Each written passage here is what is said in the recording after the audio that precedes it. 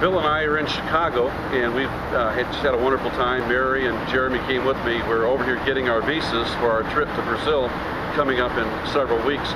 But we've had a lot of discussions on various theological topics, and when Bill and I get together, one of the things we like to talk about is eschatology, the doctrine of last things. And one of the things that we often discuss is the millennium and post-millennial viewpoint on that subject. But in Revelation, Bill, chapter 20, John writes this. He says in chapter 20, verse 1, "Then I saw an angel coming down from heaven, having the key to the bottomless pit and a great chain in his hand. And he laid hold of the dragon, that serpent of old, who is the devil and Satan, and bound him for 1,000 years." When you think about this topic, the millennium, the only place in the Bible this is mentioned is the 1,000 years is here in this text. But John sees an angel coming down with a great chain, and he binds the serpent, the devil, for 1,000 years. Now, there's different views on that relate to the optimistic worldview that you and I have. Could you just kind of explain a little bit what you think about that? Well, briefly, you have two major views, Pastor.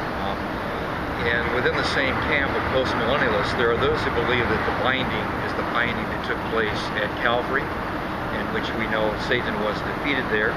The Gospels mention Satan being bound, which would be based on the shed blood of Christ. That's true. But there's a second view, and this would be more towards my leaning, that this is a providential binding. Providential binding? Right, which means that within history, there's a point where this is fulfilled, and the angel comes down and binds Satan.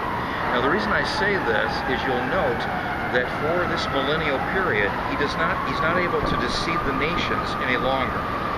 The nations are fundamentally, at this hour in history, fundamentally deceived. There's been much advancement of the gospel, of course, in the last 2,000 years, but this will curtail his workings in a very dramatic way. So when he's bound, then the gospel is going to run with enormous power and will convert the nations. That's the postmillennial view. So it's the eschatology of victory. So I believe it's a providential binding that is yet future. Remember, when it happens, the nations will not be deceived for this particular period of time. So the two different views on that text.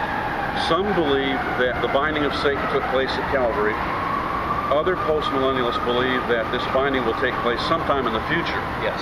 So, and you lean towards that second view? Second view. And of course, we're talking about postmillennialists. There are the three views on what the millennium is. But for a postmillennialist, you're usually down to either one of those two categories, the binding took place at Calvary. Pastor, I'd also add this.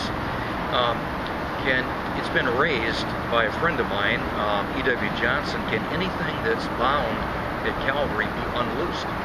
And at the end of the millennial period, that chain is loosed for a short period of time, and then Christ comes again. So that would also be a factor that it's probably not about Calvary. Now, all victory is based on Calvary, but this is a providential binding in history. Right. In a nutshell, as we wrap this up on the millennium and the post-millennial view, what do you foresee is in the future for the Church of Christ?